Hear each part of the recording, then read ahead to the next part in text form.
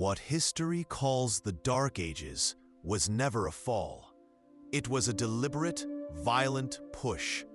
And as this terrifying, world-altering truth settles in your bones, you hear a sound from the cobblestone street outside. It's not the stumble of a lone drunkard. It's the heavy, rhythmic thump, thump, thump of iron-shod boots on stone. A patrol, and they have stopped right outside your door. They are impossibly detailed, showing the flow of blood, the structure of the human eye, the truth of the body. These are the legendary charts of the Bone Scribes, a group of healers the church declared heretical. And mixed among them are dozens of pagan amulets, silver pendants, and carved stones, all confiscated from the local populace. And on every single item, on the back of the Bone Scribe charts, on the pagan amulets, even scratched faintly onto the hacked tally sticks, is the same recurring symbol, a simple, elegant spiral. This changes everything. This wasn't the work of one corrupt abbot. They offer you a piece of bread, a cup of water, and a truth that costs you nothing. This is the heresy. Not a different God, but a different way of living that makes the cathedral on the hill and the man in the golden robes utterly irrelevant. This is the secret that history tries to forget. The Cathars weren't just a spiritual movement. They were a full-blown social and economic revolution. They allowed women to be priests. They lived in poverty, sharing everything. They believed in non-violence. You hear the clean, resonant crack as the wood separates. It's an ASMR quality sound of a promise being born. He hands you one half. It's called the foil. The notches on your piece line up perfectly with the notches on his half, the stock. This is a tally stick. It is a contract that cannot be forged. No one can add a notch to one half without it being obvious on the other. No one can claim the debt is different because the wood itself holds the memory of the agreement.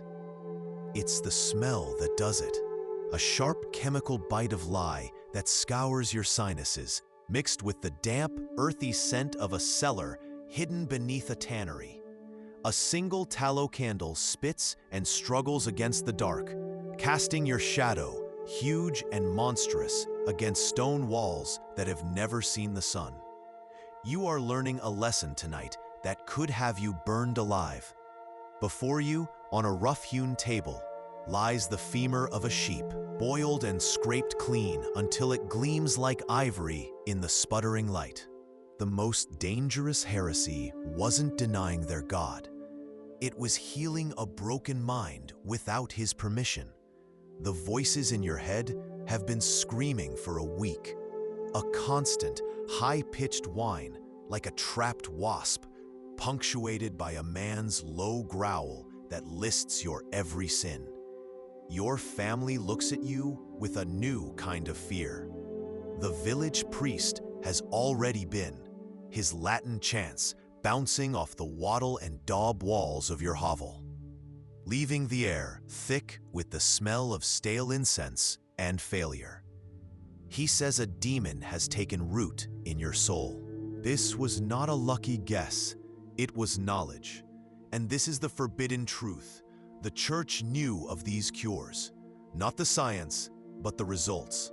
They buried this secret. Why? Because a cure that grows on stale bread cannot be controlled. It cannot be sold for tithes or indulgences. It threatens the entire narrative that sickness is God's punishment, a spiritual failing that requires the church as the only intermediary to salvation. It was unclean. Because it was knowledge of the earth, not of the heavens. You look at the faces around you, tired, hungry, and hunted, and you don't see victims. You see soldiers. You see the librarians of a forbidden history, the guardians of a future they are trying to steal. They all carry the same message, branded into their souls and scratched into the hidden corners of the world. It means we know, we remember, we survive. The most successful conspiracy in human history wasn't a secret plot to kill a king. It was this grand act of social engineering that convinced the world to forget what it once knew. It doesn't just tell a different story, it erases the original. It's the same tactic used by modern regimes that lose inconvenient archives or wipe sensitive servers. The Abbey wasn't a house of God, it was a ministry of truth. Then you see the chest, iron-bound, its lock rusted solid. It takes a crowbar and a sickening shriek of metal to pry it open. The contents steal your breath. They are not treasures of gold or silver. They are treasures of forbidden thought. Dozens of anatomical charts drawn on cured animal bone. A woman stands to speak. She wears a simple black wool robe, cinched with a leather cord. She is a guide. She speaks of a world of light, a true heaven, trapped inside this prison of flesh and stone, created by a lesser, greedy God. She says the Catholic Church, with its cathedrals and its popes, is a monument to that lesser God, a God of material things, of power, of wealth. Here, there is no collection box. No one demands your last coin. 5 notches for the 5 shillings he is lending you against the promise of your autumn harvest. He doesn't need to write your name. He doesn't need a witness from the manor house. 99% of people today believe your life is one of crude, desperate bartering, trading a chicken for a pot. They couldn't be more wrong. The piece of wood in his hand is a sophisticated financial instrument, a technology of the people. He holds it steady, places the knife in a groove, and with a sharp, controlled tap, he splits the stick lengthwise. For centuries, they have been dug from the earth, human and animal bones, intricately carved with lines that baffled archaeologists. They were labeled pagan amulets, shamanistic tools, and filed away in dusty museum drawers. But what the official histories will never tell you is that these were not trinkets, they were textbooks, and they are the last surviving evidence of a secret war fought in the shadows. The air is cold enough to see your breath, but you are sweating. You look from your neighbor, still twitching on the ground, to the half-eaten loaf of bread on your simple wooden table. The priest is telling you to pray for forgiveness, but a new and terrible question takes root in your soul, colder and sharper than any divine fear. What if the man promising you salvation from this hell is the one who created it? I'm sorry, I can't assist with that request. A powerful antiseptic barrier. You finally understand. The burning of Alexandria's library wasn't just a tragedy, it was a tactic. The demonization of midwives wasn't just misogyny. It was the targeted destruction of generational medical knowledge. The plagues they blame on sin and miasma are weaponized, allowed to fester to keep the population terrified, weak, and dependent. This is a war being fought with book burnings instead of trebuchets, with excommunication instead of executions. They are trying to extinguish the very idea that humanity can solve its own problems, that progress is possible without them. This changes everything. On it lies an original land deed, the ink still dark. You can make out the name, Era of the Green Valley. A woman who owned her own land, a defiance of the patriarchal order. And right beside it is the corrected copy, a masterful forgery, where Era's name has been painstakingly scraped away and replaced with a new owner, the Abbey of St. Jude. Your stomach tightens. You are witnessing the theft of a life. a legacy, committed with a quill and a lie, then buried to become unimpeachable truth. This is how power works. You feel the cold weight of the single coin in your pocket. You feel the gnawing emptiness in your stomach. This is the price of salvation. The clink of coins into the collection box is the only music here, a metallic rhythm of fear and obligation. But you turn away. You walk down a narrow alley to a simple stone house. There are no spires here, no bells, no golden crosses.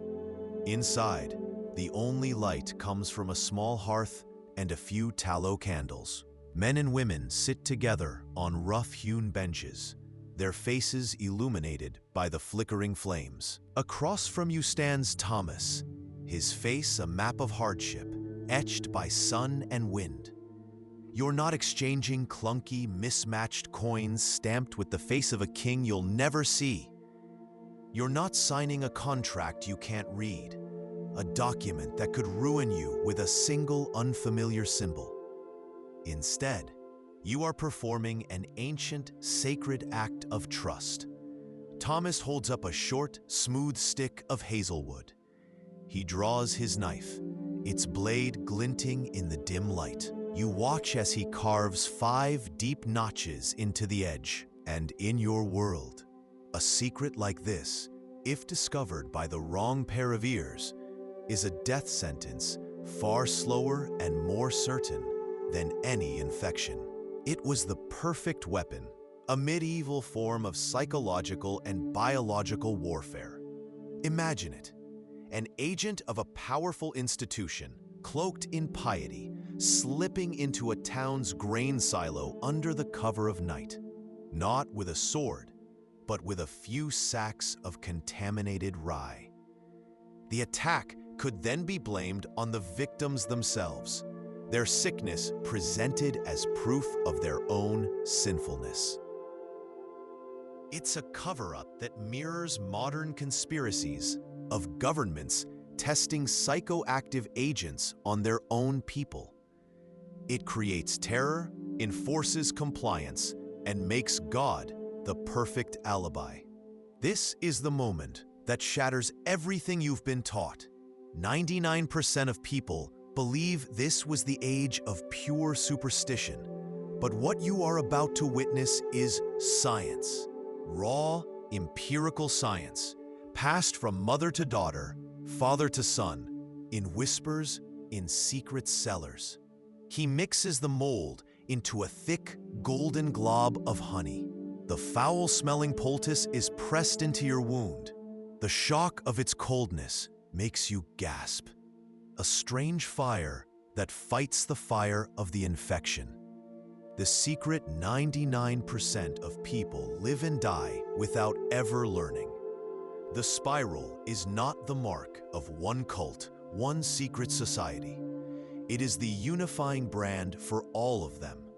It is the sigil of a vast, decentralized, and silent resistance. It connects the persecuted healer with her herbs, the outlaw anatomist with his scalpels, the secret astronomer with his charts, and the peasant rebel minting his own coins to break the chokehold of the lords. They are all fighting the same enemy, an information monopoly, a conspiracy of ignorance engineered to control every facet of their lives. Hundreds of tally sticks, the simple currency of the common folk, their debts and credits carved in notches, have been hacked to pieces with an axe.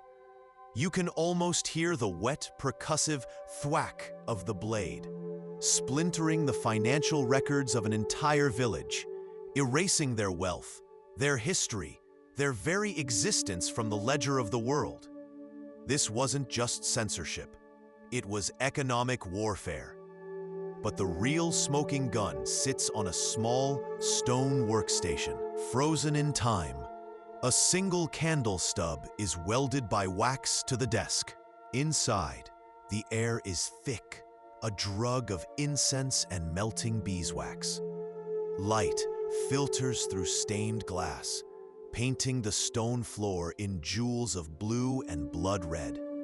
A priest stands at the altar, his robes heavy with gold thread, his fingers fat with silver rings. His voice booms, echoing in the vaulted space, and it speaks of tithing. It speaks of the 10% of your grain, your lambs, your life, that you owe God's representatives on earth. He promises damnation for those who hold back, his words polished with centuries of practice. What if I told you the greatest secret they buried about the Middle Ages wasn't about a king's affair or a hidden battle, but about your money? What if for a few centuries, you, a common person, unable to read a single word, had more control over your financial destiny than most people do today? The air in the barn is thick with the sweet, grassy scent of hay and the warm animal smell of the cow standing between you. Twilight bleeds purple through the cracks in the wooden walls. Then you are blinking, the foul taste of blood mixing with the sweet residue of the herbs. The tooth drawer holds up a blackened, rotted thing in his pliers. The agony is gone, but dull, clean ache remains in its place. But as relief floods your body, a new, colder fear takes root. The real danger was never the pliers or the chisel. It was the sponge. You have just purchased the devil's mercy. You've traded a physical agony for a spiritual one, because now you carry a secret. It contains the raw, chemical foundation of a drug that wouldn't be synthesized for another 7 centuries. LSD. This is the historical fact that shatters everything you thought you knew about the age of faith. This wasn't a divine sickness, it was a mass poisoning. And here is the question that historians, for centuries, have been too afraid to even ask. Was it an accident? Ergot contamination happened, yes. But on this scale? In these specific regions? The ones precisely documented for dissent and rebellion? It opens a door to a possibility so dark, it feels utterly modern. She whispers a name, and soon another man is brought into your room. He is not a priest. He carries no holy water, no cross. He smells of damp earth and something fermenting, something alive. He ignores the crucifix on the wall, his eyes fixed only on the festering wound. He nods once, and you are carried down into a cellar, away from the light of God. The air is thick and cool. You hear the delicate, dry scrape as he coaxes a greenish-blue fuzz from a loaf of old, stale rye bread. He traces the spiral, and you see not a fern, but the intricate labyrinth of the intestines. Another figure, cloaked in the corner, speaks without turning. You are both looking down. You must look up. They gesture towards the grimy window, where a sliver of the night sky is visible. It is the great swirl of the heavens, the galaxy, proof that God's book is written in mathematics, not just in Latin. It clicks into place, a lock turning in the deepest part of your mind. This is it. 99% of people think monasteries were quiet havens that saved knowledge from the Dark Ages. The truth, buried in this room, is that some were factories built to murder it. In one corner, a pile of vellum scrolls, half burned. Your light catches the elegant script of an herbal guide, its knowledge of poultices and healing plants turned to black confetti. Beside it, intricate astronomical charts, mapping star paths that dared to question God's perfect heavens, are scorched and brittle. This was a targeted assassination of wisdom. In another corner, a heartbreaking pile of wood. The history books call them heretics, demon worshippers who threaten the soul of Christendom. But the secret that got them erased from the earth wasn't about how they prayed, it was about what they refused to pay. 99% of people believe the great wars of faith were fought over God. They weren't. They were fought over gold and control. Now, you are in the south of France. The air is warm, smelling of lavender and dust. You have a choice to make. On your left, the doors of the new cathedral stand open. What if the real threat wasn't their power, but their knowledge? The wisdom of the earth, the secrets of childbirth, the herbal remedies that could save a life. Knowledge passed down through generations of women, outside the control of any book or any priest. What if that knowledge was so dangerous to this new world of men that it couldn't just be ignored? It had to be redefined as something evil. What if the greatest forgery of all wasn't turning queens into kings, but turning healers into witches? Breathe deep, he grunts. You inhale. The world tilts. The flame of the candle dissolves into a smear of golden light. The throbbing in your jaw doesn't vanish, but it becomes distant, a dull drumbeat in another country. You are floating in a warm, dark sea. You feel a pressure, a hard, wrenching twist.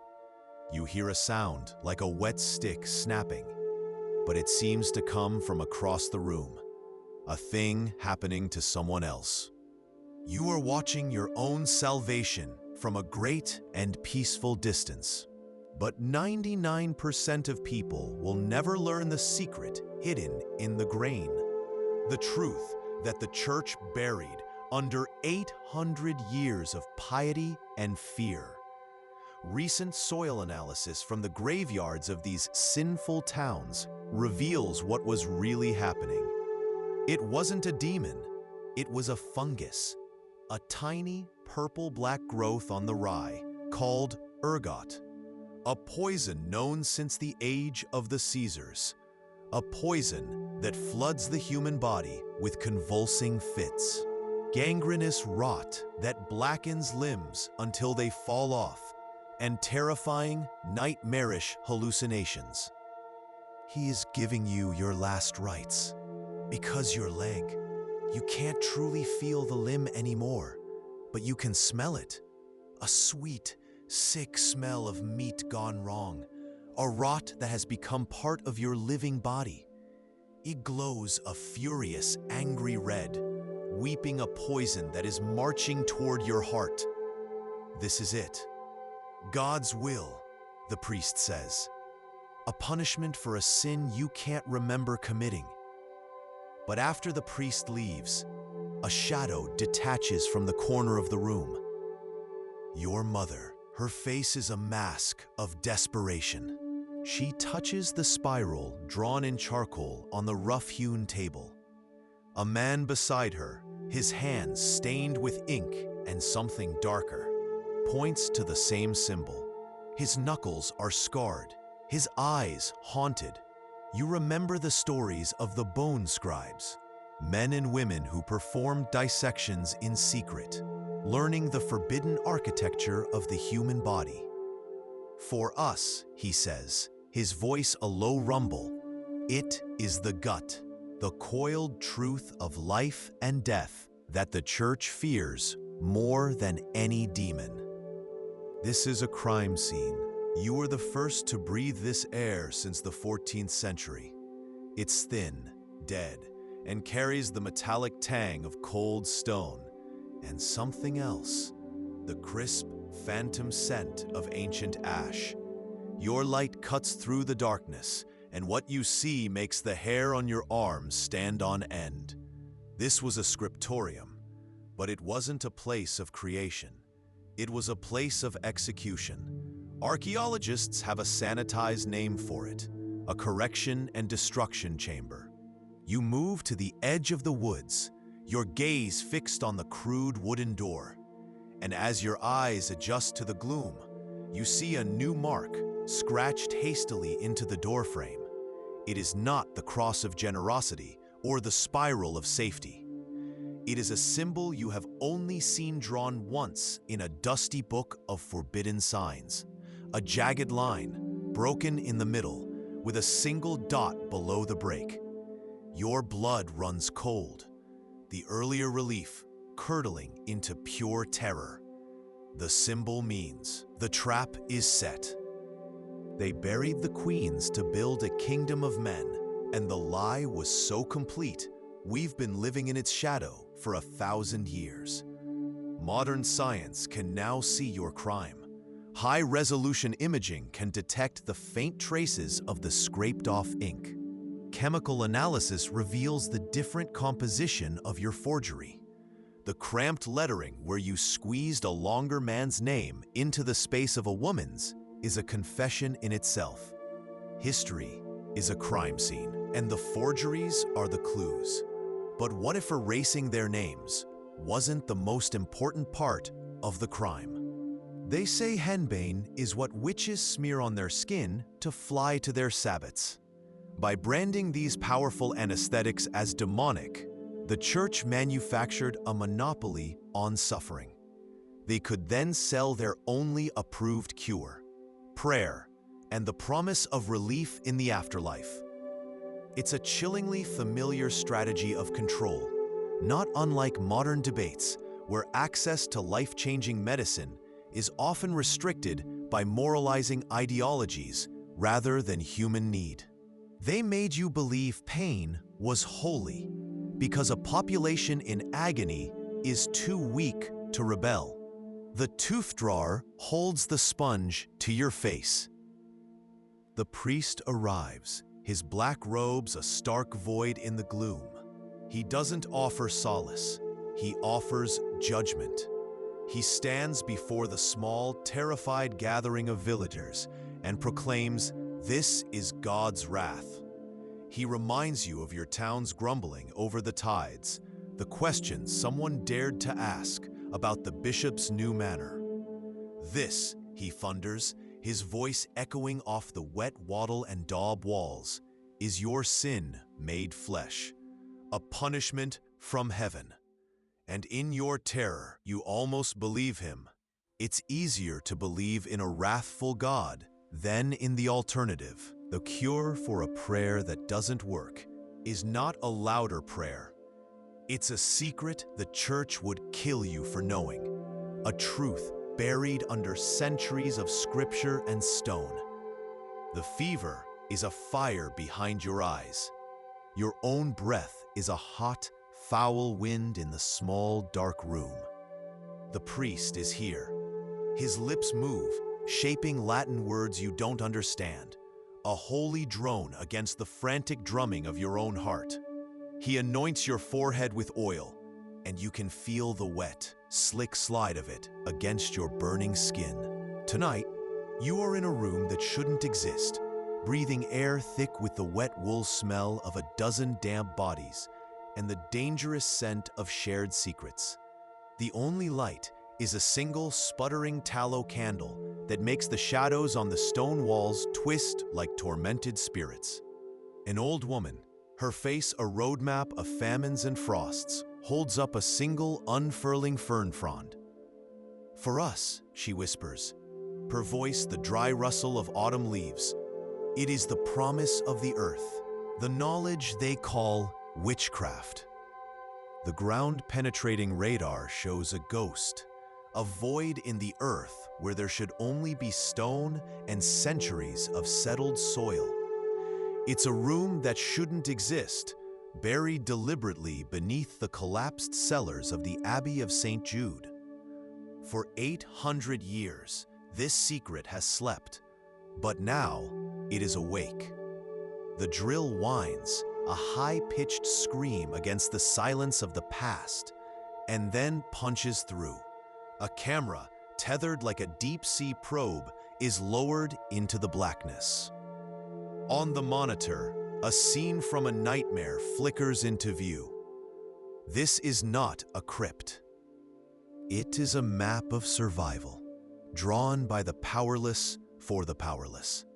It's no different, you realize, from the stories you've heard whispered of modern-day rebels using coded messages and encrypted apps to organize against regimes that want them silenced.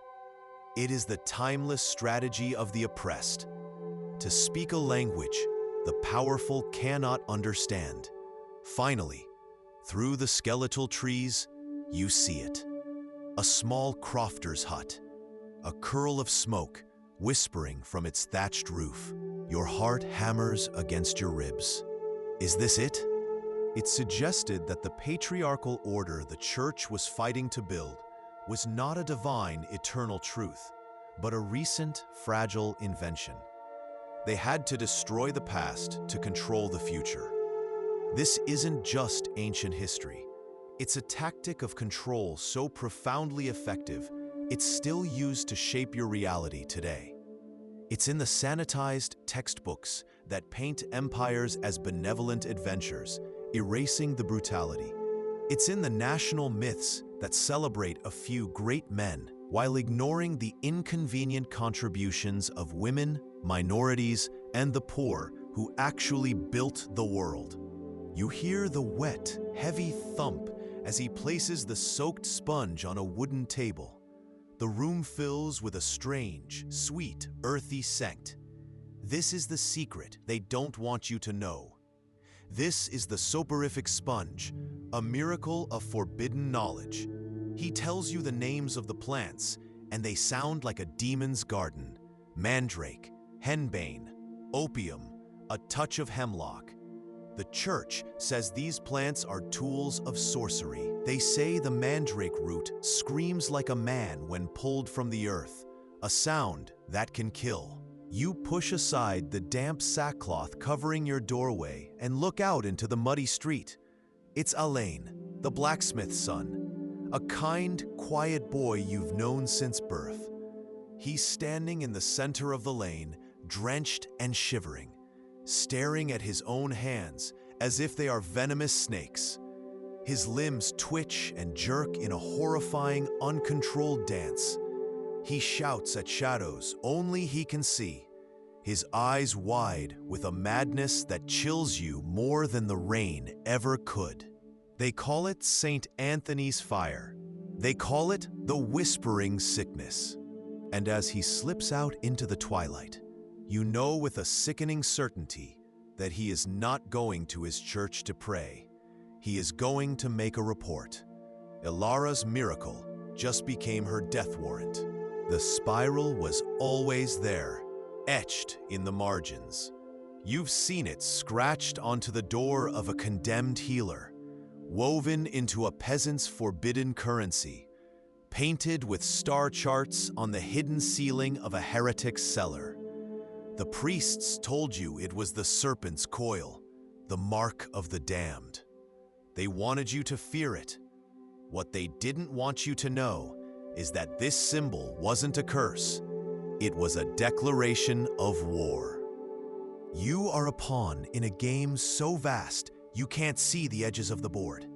They have built a prison around your heart and told you it was a cathedral. They have legislated love itself. And as you watch the bishop raise his hands in a holy blessing, you realize this control over the land is only half of their power. The other half is darker still, hidden not in law books, but in the minds of the people themselves. A secret about what they make you believe and what they are willing to kill to make you forget. Once saw a crude zigzag on a kennel post, and trusting the sign, took a wide path around the farm, only to hear the vicious, lunging barks of a dog that would have torn you to pieces. That symbol saved your life. This secret language is how you warn each other. It's how a peasant can alert travelers to a corrupt tax collector shaking people down at the next bridge. It's how you share news of a plague outbreak in a village, before the church even admits there's a problem. This is not the first time you have done this. Across Christendom, in 1,000 scriptoriums just like this one, your brothers are doing the same. They are rewriting wills where property passed from mother to daughter. They are erasing the records of female guild masters who controlled entire trades. They are transforming goddesses into demons and wise women into consorts of Satan. This is a systematic campaign of historical vandalism, an intellectual purge. Why? Because the existence of a world where a woman could rule, own land, and lead armies independently was not just an inconvenience, it was a heresy. Not a physician's clean chamber, but a grimy alley behind the tannery, where the air is thick with the smell of curing hides and something else, something forbidden. He is called a tooth drawer, but what he truly offers is heresy. He offers mercy. You find him in a room lit by a single, sputtering tallow candle. He is not a holy man. His eyes hold no pity, only a craftsman's appraisal of the ruin in your mouth. He doesn't offer a prayer. He offers a cloth. It seems to come from the empty corners of the room, from the shadows that flicker and dance in the light of a single tallow candle. Then comes the crawling, a sensation deep in your muscles, under your skin, as if 1,000 ants are marching through your veins. You scratch your arm until it's raw, the wet, rasping sound of your own fingernails, the only thing that feels real. The crawling doesn't stop. A scream shatters the night. It's not a scream of pain, but of pure, mind-shattering terror. Ilara works silently, packing the wound with sphagnum moss, a natural antiseptic more effective than anything a university-trained physician will have for another 600 years. She stitches the scalp with a sinew thread. Thomas breathes deeply, evenly. The demon is gone. But as his wife weeps with relief, you see the priest staring from the doorway. His face is not one of awe. It is a mask of cold, righteous fury. He did not just witness a man being saved. He witnessed a soul being stolen by a woman wielding forbidden knowledge. He has seen all the proof he needs. They buried your body, but they did not find your words. And now, 800 years later, that final message burns in the air. The spiral. What is the spiral? A symbol? A map? A bloodline?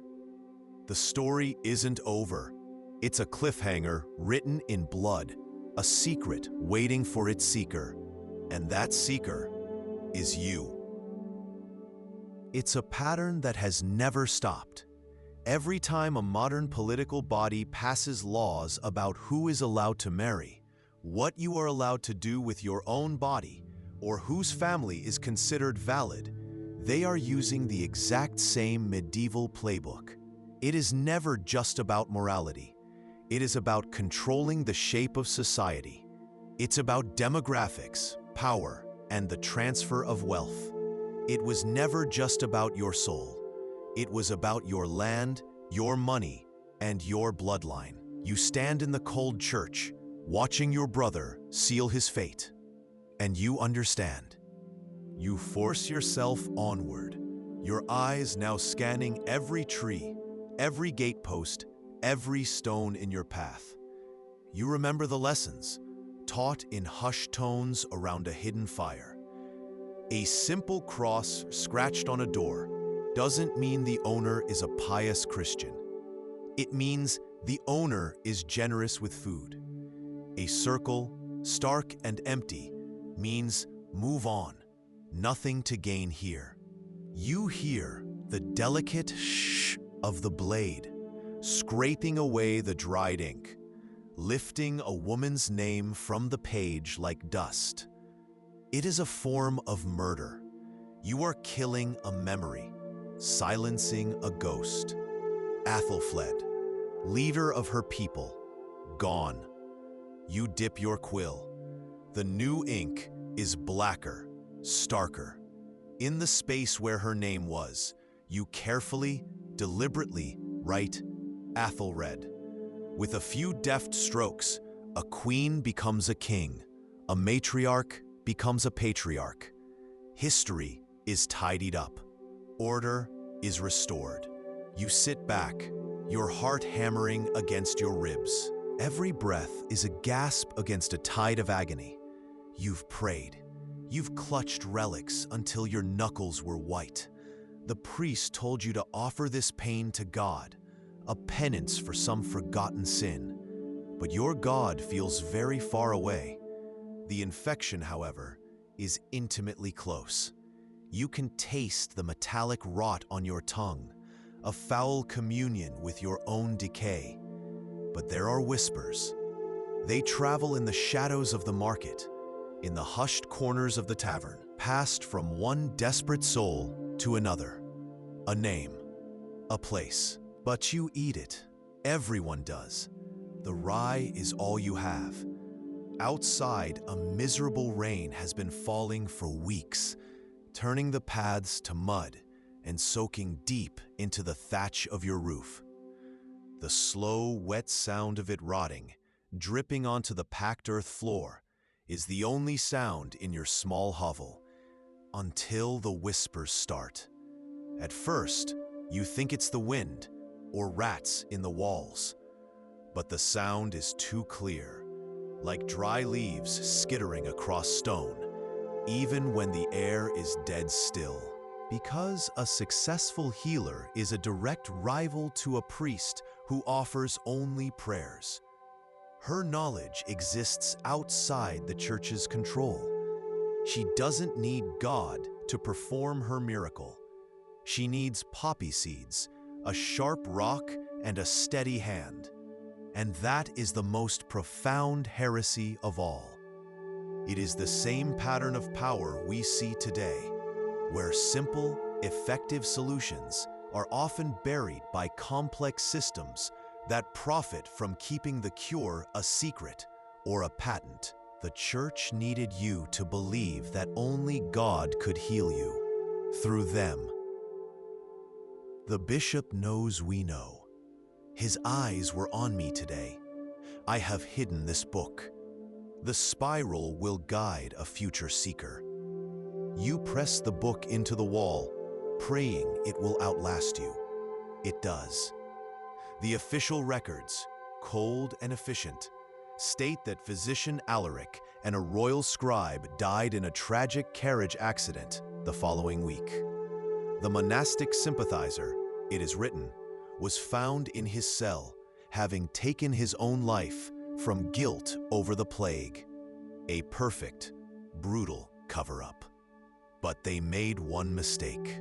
By seizing control of the definition of legitimate, the church gained a veto over every inheritance in Christendom, from a king's throne to a farmer's pigsty.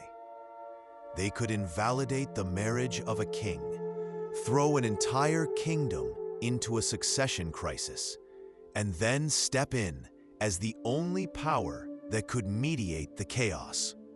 For a price. Your body, who you share it with, the children you create, it's all just another lever for them to pull. The doctrines of sin are tools of social engineering. And here is the truth that should haunt you. This isn't ancient history. To trust the symbol is to trust a ghost, a promise left by a stranger you will never meet. You are a single nerve ending in an unseen web of solidarity, a nervous system for the poor and the persecuted. This is the thieves' cant. The nobles and priests who own this land dismiss it as the crude gibberish of beggars and criminals. But they fear it. It is a world that operates in their blind spots, a current of information moving faster than any royal decree. This is the secret they don't want you to know. The version of the medieval world you've been taught, a relentless, unbroken patriarchy, is a carefully constructed lie. It's a history written almost exclusively by men like you, celibate, isolated, and tasked with building a new world on the rubble of the old. What 99% of people never learn is that the evidence for a different past lies buried in the very documents they created. You take up a small, sharp knife. Your breath catches in your throat. With a surgeon's care, you lean over the ancient vellum. The greatest lie the church ever told you wasn't about the shape of the world or the sins of kings. It was about pain. They wanted you to believe it was inescapable, a holy trial sent by God, and that 99% of medieval people simply suffered through it. That lie was a weapon. Your world has shrunk to the size of a single tooth. It throbs with a profane rhythm, a deep, sectic pulse that drowns out the church bells, the blacksmith's hammer, the cries of your own children. The sun is a white-hot spike in your eye. What they don't want you to know is that not all plagues came from God. Some came from men who claimed to speak for him. The Black Death fills the history books, a monstrous, undeniable wave of black boils and sudden death. But the other plagues, the ones that don't fit the pattern, the ones whispered about in sealed church records, those are the ones that should keep you awake at night. The bread tastes wrong, just slightly, a bitter, metallic tang on the back of your tongue that you try to wash down with watered wine. The story they fed you is one of dirty, screaming death on a tabletop. But the bones they're digging up today tell a different story. Thousands of medieval skulls, from windswept English hills to Polish cemeteries, show the undeniable proof: smooth, healed bone growth around the hole. This isn't evidence of a fatal procedure. It's the mark of a survivor. Modern archaeological studies show survival rates as high as 70%. These weren't butchers. They were neurosurgeons in all but name. So why was this knowledge driven underground? Why was Alara risking being burned alive for a procedure that worked? You saw his eyes on you during Mass today. Not the eyes of a shepherd, but of a wolf who has scented a threat. There is no one to trust, no king to appeal to, no authority higher than the man who is poisoning his own people. Your heart hammers against your ribs, a frantic drum in the silence of your study. You write the final entry, your words a desperate prayer to a future you will never see. 3 of us know, you scratch. Myself, a sympathizer in the monastery, and a royal scribe who recorded the bishop's grain orders. It's a sound that echoes in the sudden silence of the village, the sound of a family being erased from the future. 6 months later, when Thomas dies of a broken heart, his heirless land is generously donated to the very monastery that discovered the sin. You feel it in the back of your throat, a sharp, metallic tang, like biting a coin. It's the taste of injustice, cold and absolute. This is the hidden engine of the medieval world. It's not about piety, it's about property. This is the mark of the bone scribes, the secret fellowship of outcasts, healers, and fugitives you fell into by chance and now cling to by necessity. Elsewhere, this spiral might mean something different, but you know the code of this county. Here, on this road, it means one thing: a safe house with a healer is near. Relief floods you so powerfully it almost brings you to your knees, a dizzying, sickening wave. But fear is its twin, crawling up your spine. Before you lies the charter, A land grant from an age before this one. Its ink is faded brown, its language a rougher, wilder tongue. It speaks of a grant of land, of a forest and a river, to one Ethelfled, leader of her people. A queen, a chieftain. Your abbot's words echo in the chilling silence of the monastery, as sharp and cold as the winter draft that slides beneath the door. You realize you are not just watching a woman be condemned. You are watching a library of ancient knowledge being set ablaze, its secrets deliberately scattered to the wind. And as they push her toward her fate, you are left with one terrifying question. They burned the healer, but what did they do with the cure? This is just one recipe, one lost cure. What other superstitious remedies, what other folkloric nonsense that we've been taught to laugh at holds a scientific key we have yet to rediscover? What other miracles are still hiding in plain sight, waiting for someone to ignore the prayer and follow the recipe? You hear it, the chillingly precise sound of flint scraping against bone, a dry, whispering rasp that seems to echo in your own skull. It is the sound of a hole being drilled into a living man's head. This is trepanation, a nightmare made real. Yet, there is no butchery here. There is only focus, skill, and a terrifying kind of grace. A small, perfect circle of bone is lifted, and the dark, bruised tissue of the brain beneath visibly slackens. The pressure is released. This is the moment history has tried to erase. This is the chilling truth that shatters your world. The medieval world's first documented act of bioterrorism wasn't wielded by a foreign army, but by a man of God to crush dissent. It's the oldest trick of power. Invent a demon to make the people beg you for a savior. Your hand is shaking so badly, the quill scratches against the page. You dip it in the ink.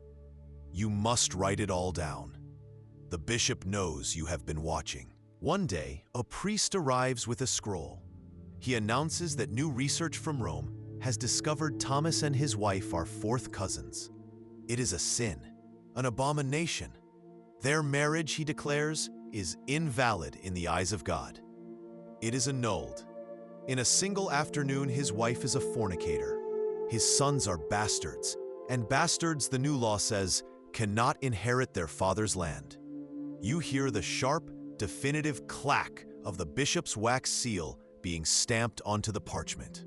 Hope is a dying ember in your chest. Then you see it. At the very base of the stone, half hidden by weeds, is a spiral.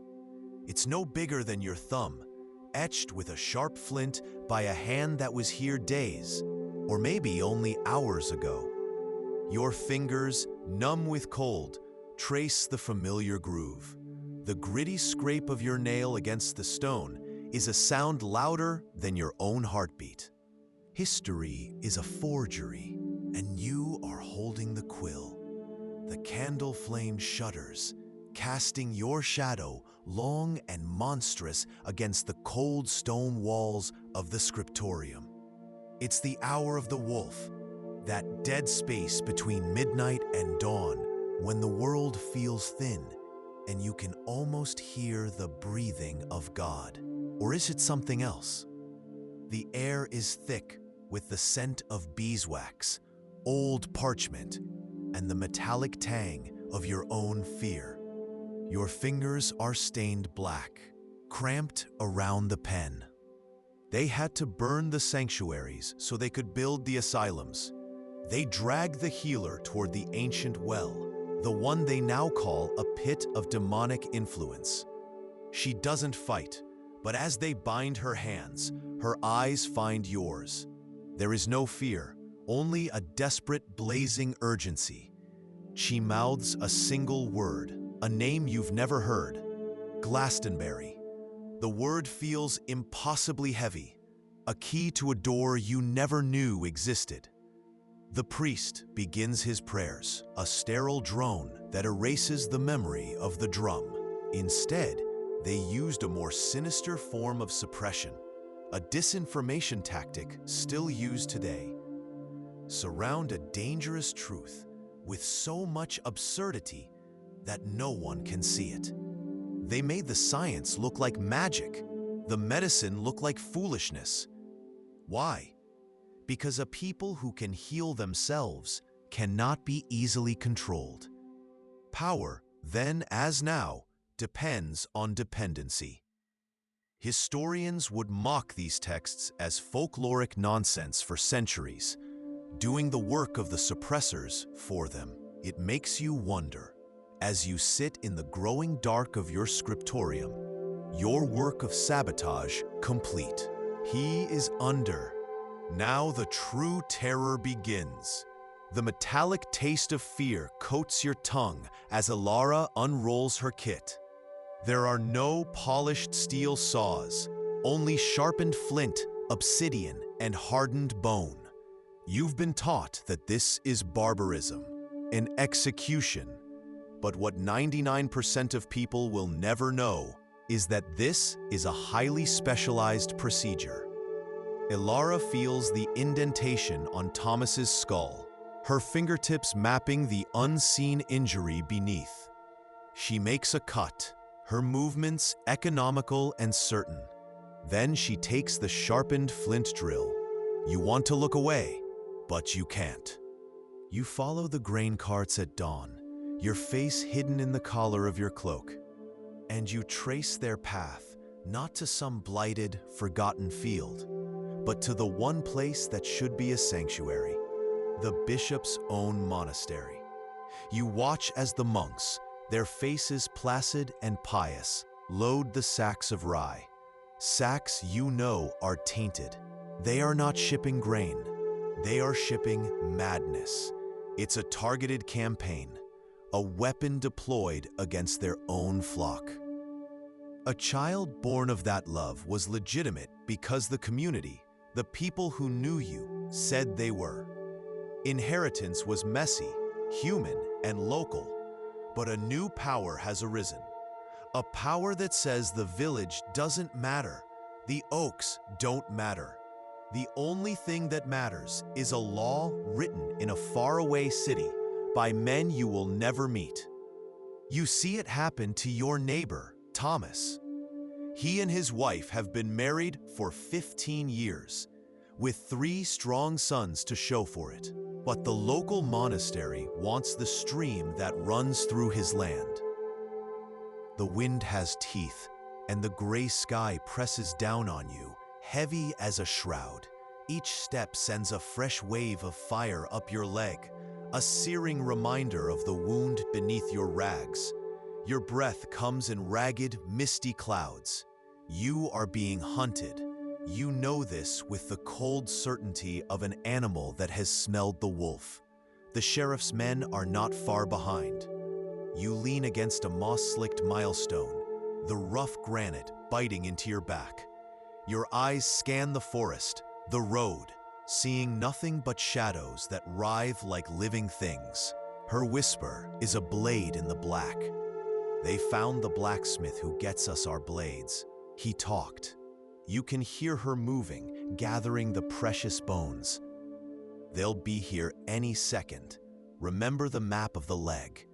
Because the man they have with them, we have to save him. The priest points a finger at the woman with the kind eyes, his voice a weapon. Sorcery, he bellows, and the word hangs in the air, a death sentence. You see it then, the true horror. They didn't just put the mad in chains. They first had to destroy the places that offered them freedom.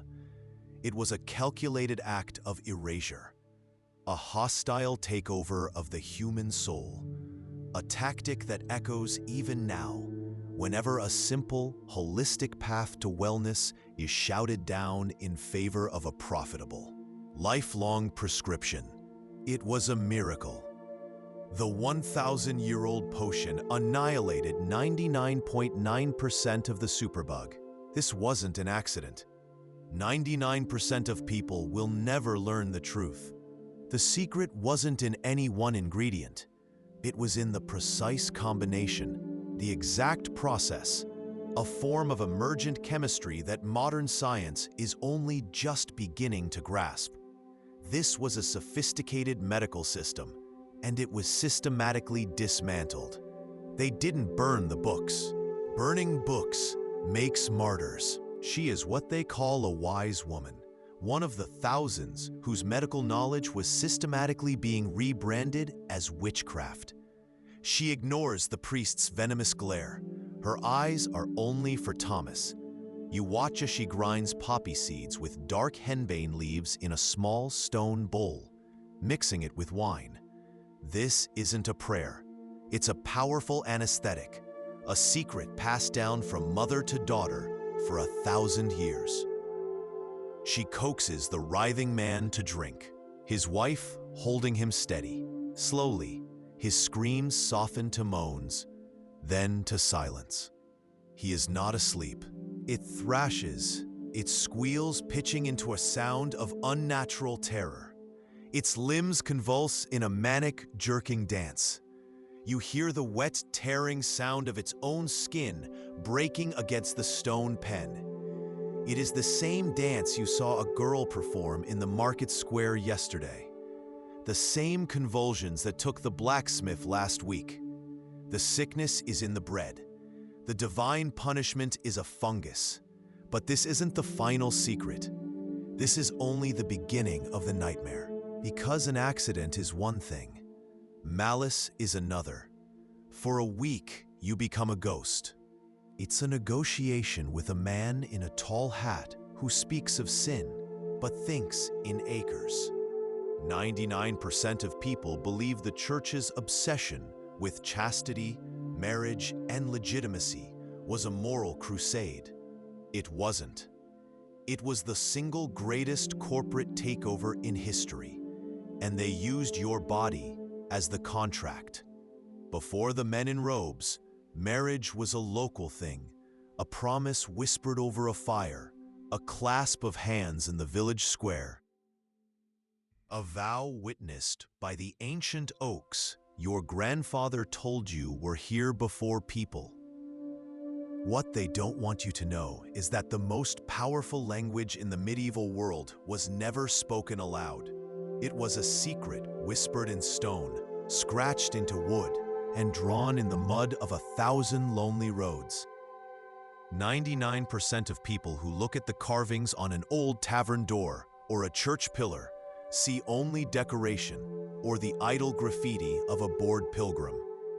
They are wrong. They are seeing the words of a hidden resistance, the shield and sword of the invisible. You are on one of those roads now. It's the same symbol the abbot confiscated from the dying man in the first week of the plague, calling it a devil's sigil. It is not. It is the signature of your order, a quiet declaration passed from one furtive scholar to another that you choose knowledge over ignorance, science over superstition, life over mandated death. These bones are not idols, they are a declaration of war. Suddenly, from above, comes the sound of a heavy bolt being thrown, footsteps on the floorboards. A master snuffs the candle with her fingers, plunging you into absolute, suffocating darkness. This simple, radical idea that a person can be healed, not just saved, is why they will come to burn this place. The change is sudden. The drum stops. The gentle hum of the grove is shattered by the clank of metal and the heavy tread of horses.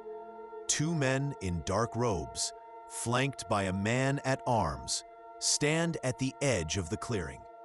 Their shadows fall long and cold across the grass.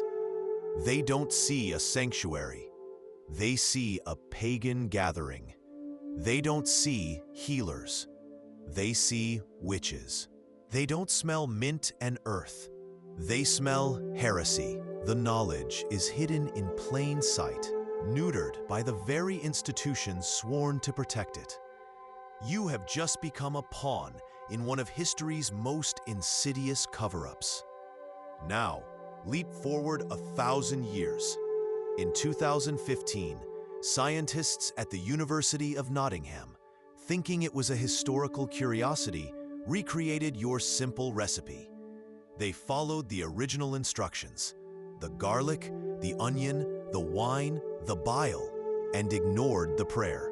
They introduced the finished potion to a petri dish swarming with MRSA, the antibiotic-resistant superbug that haunts modern hospitals, a plague of our own making. The result was not a curiosity. Thomas, a farmer built like an ox, thrashes on the straw pallet, his hands clawing at his own skull. A fallen branch 2 days ago left a dent in his head, and now a pressure is building inside him, stealing his sight, his reason, his soul.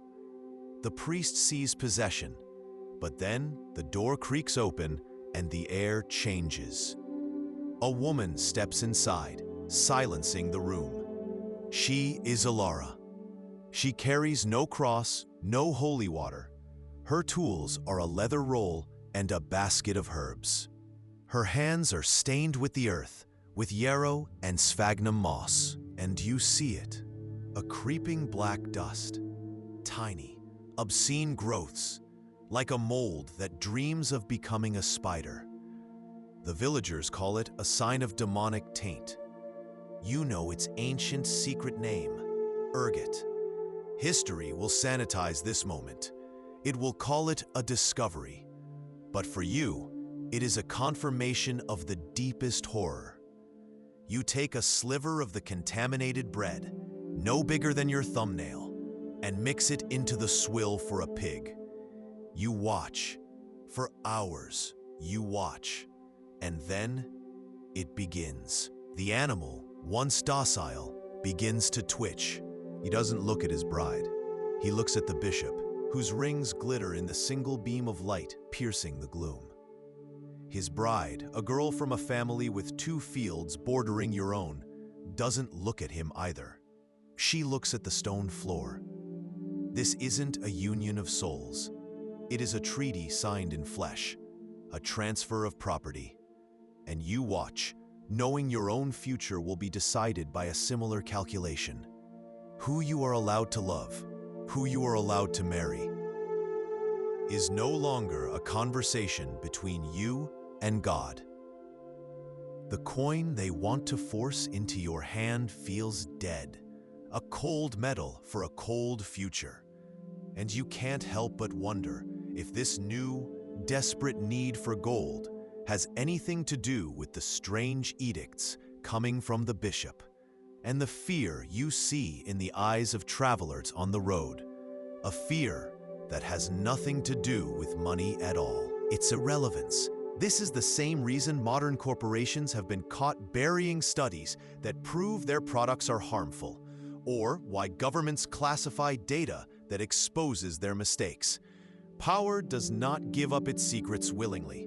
It's a war over who has the right to know. The master turns the sheep's femur over.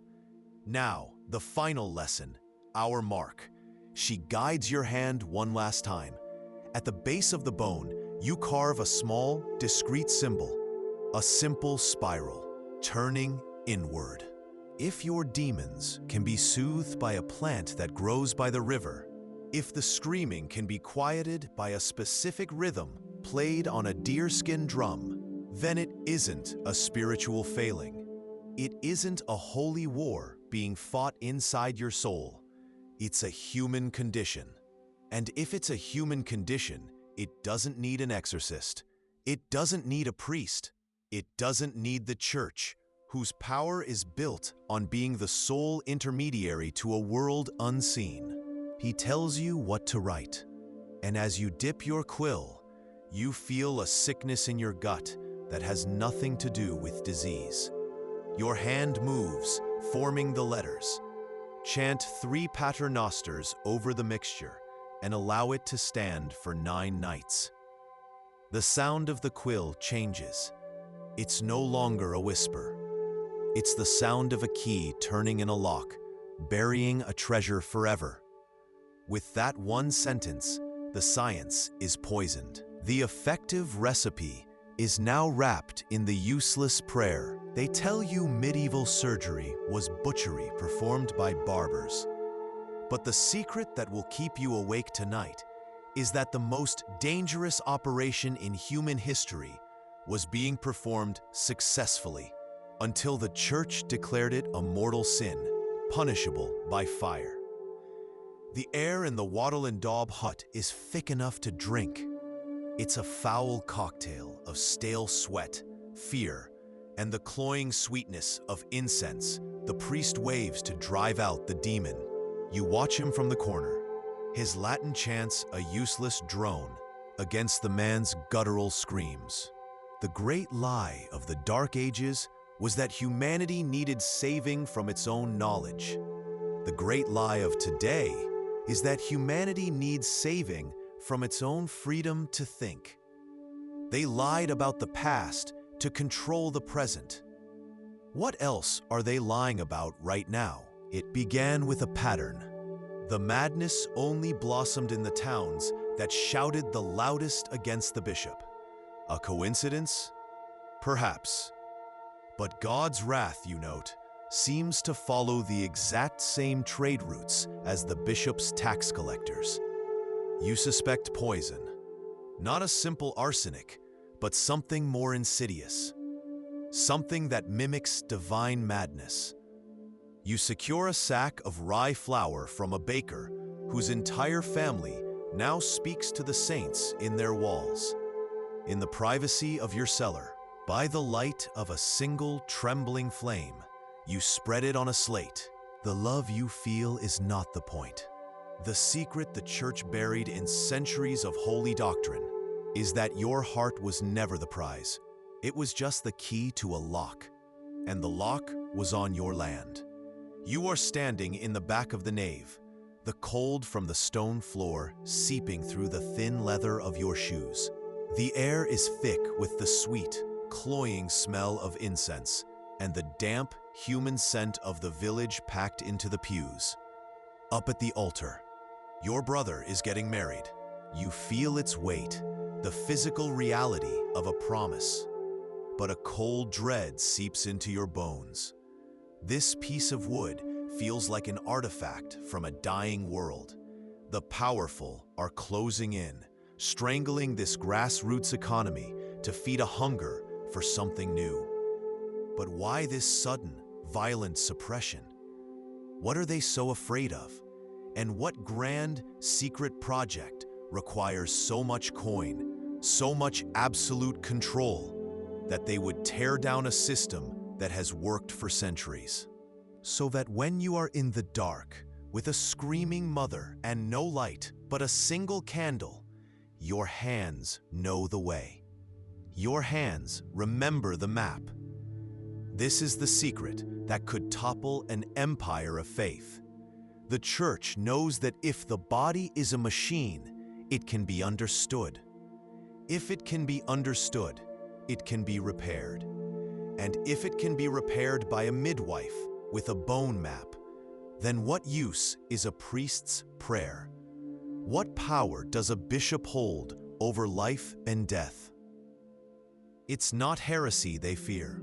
The woman explains, in a low voice, that the tangled thoughts in your mind are like a knotted thread, and the music, the herbs, the telling of stories, they are just ways to help you find the end of the string again, to untangle yourself. It is a system of care, not punishment. And that is what makes it so dangerous. This compassionate model is a direct threat to the coming order. It sounds like a peasant's lunch, not a medicine. You don't understand the science, you only understand the tradition. You are a link in a chain, preserving what came before. But then, a shadow falls over your desk. The abbot stands behind you. He doesn't need to speak for the air to turn to ice. His presence is a weight, a judgment. He looks at the words you've just copied. His voice is quiet, but it carries the force of a command that cannot be disobeyed. After the final instruction, he says, his finger tapping the page, "Add this." But you saw where he placed your small etched stone in a lead-lined box, separate from everything else. Why? What did that simple stone represent? The answer was a truth so dangerous, people died to protect it and to conceal it. Let's begin and live the life they never got to finish. But be warned, some truths about the past are harder to forget than others. They no longer need to burn books when they can simply bury inconvenient truths under an avalanche of digital noise. The new heretics are not burned at the stake. They are deplatformed, demonetized, and dismissed as conspiracy theorists. The medieval peasant was made to believe he was ignorant and sinful, utterly dependent on a higher authority for his very salvation. Today, you are made to feel anxious, polarized, and overwhelmed, dependent on a different set of authorities, tech giants, media conglomerates, political parties, to tell you what to think, what to fear, and how to feel. Not the groan of common sickness, but a symphony of madness, of men clawing at their own faces, of women dancing until their feet bleed, of children whispering to figures only they can see. The whispering sickness. The bishop calls it God's tax on the sinful, a holy plague for those who defy his new tithe on grain. But you have seen too much. 99% of people see the hand of God or the devil in every tragedy.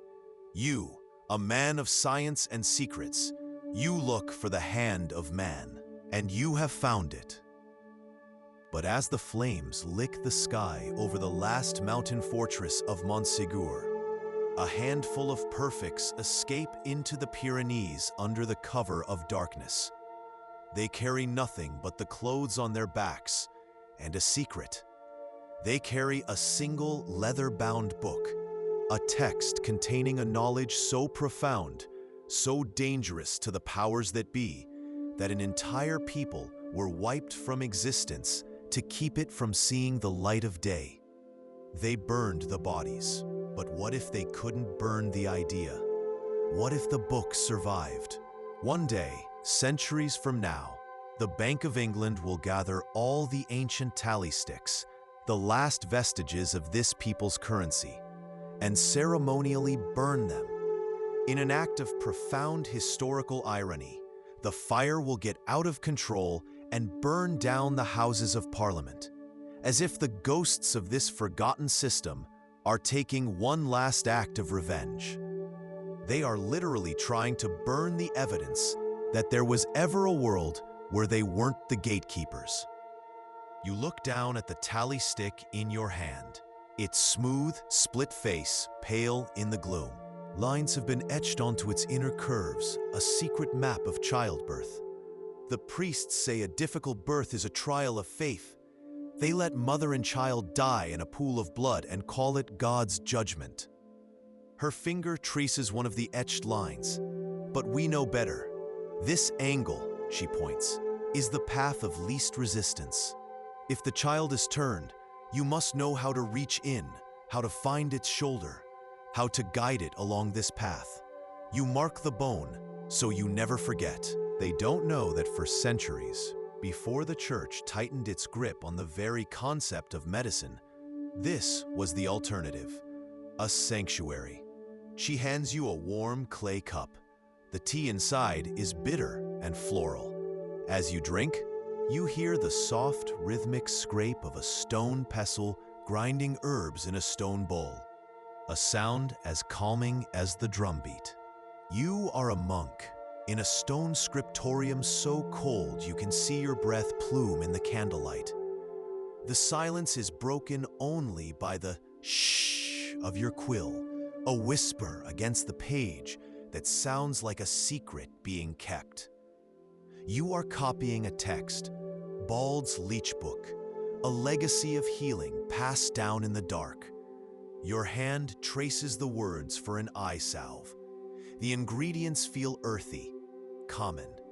Garlic and onion, crushed until they weep. Wine, the sharpest you can find. And bile, drawn from the stomach of a cow. They are deliberately creating the ignorance they will later call an age of darkness. If you love immersive, real storytelling about survival, belief, and forgotten lives, hit like and subscribe. It helps more than you know. Drop a comment with the medieval fact that surprised you most, or what role you think you'd play if you were born in the year 1287. A population that can heal itself, feed itself, and think for itself is a population that cannot be controlled. The abbot mounts his horse, the smoke of burning knowledge stinging your eyes. The tactics have just evolved. Look around you. You see the echoes in the suppression of data that threatens corporate profits. You see it in the media narratives that manufacture consent for wars. You see it in the new secular priesthood of fact-checkers who dictate permissible thought, often funded by the very powers they claim to hold accountable. They use algorithms instead of abbots and social media instead of sermons. But the goal is identical: to curate your reality, to control the narrative, and to make you fear or dismiss any knowledge that exists outside their approved channels. And as you decipher the script, you realize this isn't Latin, the language of God and scholars. It's thieves' cant, the coded gutter tongue of criminals and spies. This was a book never meant to be read by the righteous. This was a confession. This was evidence. You are no longer in your time. You are the physician, Alaric. The candle sputters, casting your frantic shadow against the damp stone walls. The air is thick with the scent of beeswax, fear, and the metallic tang of the secret you're about to write down. Outside, the town groans. He gives an order that will echo through the darkest corridors of history. Kill them all. God will know his own. The sound your mind will never forget is the wet, percussive thud of a blade hitting flesh, a sound that has no place in a sun-drenched field. You taste metal in the back of your throat, the taste of pure animal fear. They didn't just kill people. They spent 20 years systematically annihilating an entire culture, an entire alternative to their system of control. They burned the people. They burned the books. They salted the earth. They are systematically dismantling your world of trust and replacing it with a world of control. They are demonizing your freedom to install their power. Written contracts, which only their scribes can create and read, begin to appear. Coins, which only their mints can produce, become the only accepted truth. Your simple, elegant system, which empowered everyone, is being criminalized. This isn't just about money. It's about knowledge. It's about a conspiracy to make you dependent, to make you forget you ever knew how to manage your own life. That is where the great nerve sleeps, the one that runs from the spine to the foot. If a knight takes a blow here, she taps the bone. He will not walk again. But if you know the path, you can cut around it. You can save the leg. The blade makes a faint, dry, scratching sound against the bone. The sound of forbidden knowledge being recorded. It's an ASMR whisper of pure rebellion. She releases your hand and picks up the human pelvis. It's wider than you expected. Her hands are stained with dirt and chlorophyll, and she looks not at your soul, but into your eyes. She doesn't ask the demon's name. She asks yours. She leads you not to an altar, but to a circle of people sitting on felled logs. Some weep quietly, some stare into the middle distance. None are in chains. Here, the afflicted are not bound. They are engaged. 99% of people, when they imagine this time, picture the shrieking madman in the dungeon, a creature of religious terror. They don't know about this. The story they tell you is a comfortable lie. They say the medical texts of the Dark Ages, the so-called leech books, are nothing but superstitious garbage, a collection of useless potions and foolish charms fit only for a museum of ignorance. But what they don't want you to know is that these books contain a code, a secret so powerful it can kill the superbugs of our modern world. And for 1,000 years, that secret was deliberately buried. The vellum under your fingers is cool and dry, scraped clean from the hide of a calf. They move with an unnerving purpose, storming homes, confiscating specific items.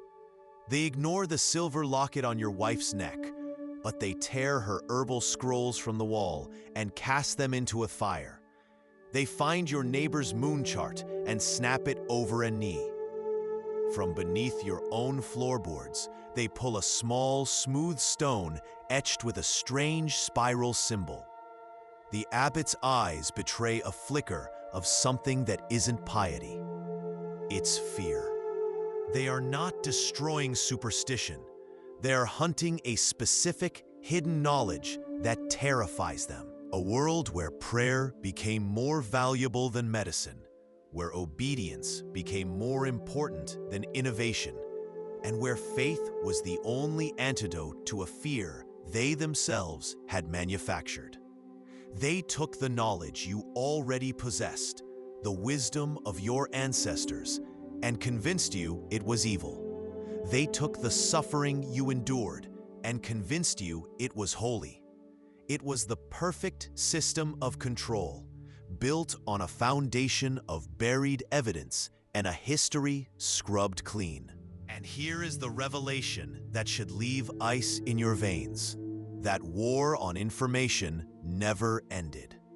The official records call it the whispering sickness, a divine punishment sent to scourge the defiant. But the truth, hidden for centuries in a dead man's diary, is that God had nothing to do with it. This is the secret they never wanted you to find, pressed between the dry-rotted walls of a forgotten house in a town where the ghosts still scream. You pull the book free. It's small, bound in cheap pigskin, and it feels cold to the touch, impossibly cold. The pages crackle with the brittle sound of ages, not from the Holy Land, but from the north. These aren't soldiers coming to defend the faith. They are an extermination squad, sent by a pope terrified of losing his grip. They arrive not with Bibles, but with swords and torches. The air no longer smells of lavender, but of fire and blood. You see the priest from the cathedral pointing out the houses of the heretics. You see your neighbors dragged into the street. The commander of the Pope's army is asked how to tell the Cathars from the faithful Catholics. It's the medieval equivalent of a peer-to-peer network, a blockchain made of wood and trust, operating entirely outside the control of a central authority. And that is precisely why it must be destroyed. You felt the change in the air. The priest's sermons have grown darker. He speaks of usury, branding the lending of anything for a return, even a friend helping a friend, as a mortal sin. The Lord's Reeve now demands taxes be paid not in grain or labor, but in the king's silver coin you rarely see and can never create. She pushes a fine-tipped etching blade into your palm. Its metal is cold against your skin. They lie. The body is not a mystery. It is a machine. And we are the engineers. Her hand guides yours. The tip of the blade touches the sheep's femur. 99% of people in your world believe that a shooting pain down the leg is the work of a spiteful imp. But here, in this forbidden room, you learn the truth. Feel the channel in the bone, she murmurs, guiding the blade along a nearly invisible groove. The air doesn't smell of judgment. It smells of damp soil, of mint, and of wood smoke. And beneath it all, a sound. You feel it in the soles of your bare feet before you hear it with your ears. A slow, steady rhythm. A single drum, beaten with a soft mallet, its pulse a quiet invitation. It seems to find the frantic, screaming rhythm in your own skull and gently, insistently slow it down. A woman approaches. She wears no robes, carries no book. And now, you share his secret, a secret that could get you both burned. The real question isn't just what else they knew how to cure, but what price you will pay for that knowledge. You believe demons live in fog. Your town blames goats for the plague. Welcome to the Middle Ages. But this is not a story of ignorance. Your community practices a complex three-field crop rotation system that scholars today still admire. Your wife, a midwife, uses a willow bark tea, a natural form of aspirin, to ease labor pains. Your neighbor is charting the moon's phases on a notched oak branch. This is ancestral knowledge. Suddenly, the village dogs erupt. Riders, not bandits, but worse, monks, led by an abbot from a distant monastery, their faces grimly pious. They aren't here for tithes. And so we arrive at the final, forbidden truth. The secret they built an empire to bury.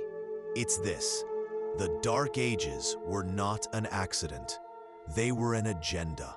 A powerful, centralized institution looked upon the world and saw a threat, not in marauding armies, but in the minds of common people. They waged the world's first great information war. They didn't just suppress truth, they replaced it with a more profitable, more controllable reality. This was a coordinated institutional war against a specific hidden knowledge. The forgery, the book burning, the destruction. It was all connected by this one symbol. The room wasn't just a place where truth was brought to be murdered. It was a processing center for evidence in a much larger conspiracy. And now, you know their sigil. You have the thread. The question is, where and to whom does it lead? In a world built on feudal obligation and ecclesiastical wealth, they were building a parallel society that was more equal, more compassionate, and most dangerously free. And people were flocking to it. This is a timeless pattern. Whenever an idea threatens the financial and power structures of the elite, it is never debated. It is branded as dangerous, as evil, as a contagion that must be purged. You hear it today in whispers about ideologies that question the very nature of our economy. The language of the powerful has not changed in 800 years. And so the crusade comes. This piece of worn wood in your palm is a symbol of a promise between two human beings, backed not by a king's decree or a bishop's threat, but by something far more powerful: community trust. For generations, this is how the real economy breathes. It's how you buy seed, how a blacksmith buys charcoal, how a widow survives the winter. It's a thriving, decentralized network of debt and credit that flows like water through the village, completely bypassing the Lord's official ledgers and the church's watchful eye. It is, in its own way, a revolution. Beside it, a human pelvic bone, unearthed from a plague pit and sanctified with stolen holy water. This is the classroom of the bone scribes. The master, a woman whose face is a roadmap of wrinkles and secrets, takes your hand. Her grip is firm, her fingers calloused from a lifetime of this work. The church tells you the body is a divine mystery, she whispers, her voice a dry rustle, like leaves skittering over cobblestones. They say pain is God's will. A fever is a demon's touch. A stillborn child is a punishment for sin. He speaks of exorcism, of chains and holy water that scalds. But your grandmother, her face a roadmap of secrets, pulled your father aside in the dark. She spoke a name, a place, not of the church, but of the earth. And that is why you are here. You stand at the edge of a grove, sunlight dappling through ancient oak leaves. There is no looming stone church, no cross piercing the sky. There is only a deep, moss-lined well and a collection of low, turf-roofed buildings that seem to grow from the ground itself. It's a pattern that echoes through the centuries, a chilling reminder of how power protects itself. It is the echo of modern corporations shelving research into natural compounds that can't be patented, that don't fit the billion-dollar business model. The cure was there all along. It has always been there. But the powerful had to deny it to maintain their grip. You will live. The mold has saved you. But as the fever recedes, a colder fear takes its place. The man who saved you is a heretic. The cure he used is a sin. 99% of people believe the Dark Ages were an accident of history. They weren't. They were an assassination. The truth, buried under 1,000 years of institutional propaganda, will shatter everything you think you know about the past, because the knowledge they erased is still a threat today. You are here in the year 1250. You feel the damp morning chill seep through the wattle and daub walls of your home. Outside, it's not the squalor you've been shown in movies. You smell wood smoke, wet earth, and the sharp, clean scent of herbs drying from the rafters. You've never seen a toothbrush.